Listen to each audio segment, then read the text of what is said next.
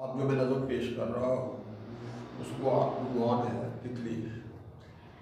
कोई खुश रंग सी तितली हवा के दोष पे उड़ती, फिजा में नाचती गाती, हंसी रंगों की झिलमिल में, जवां साली के नशे में, हंसी पोशाक पहने कल मेरे कॉलर पे आ बैठी। तो फिर ये बात समझा मैं कि दुनिया के हसीनों को, मोहब्बत के मकीनों को अभी मेरी ज़रूरत है।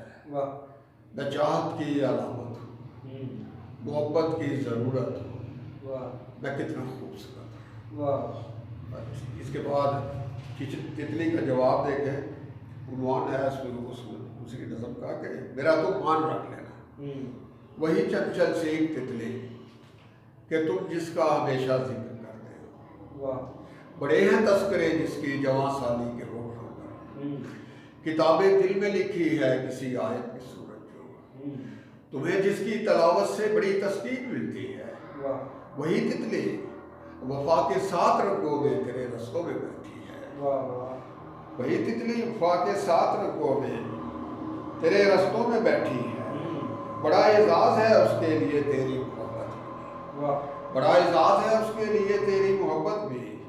वो तुमको नाज साहिब जी कभी जब देख लेती है तो सब कुछ भूल जाती है।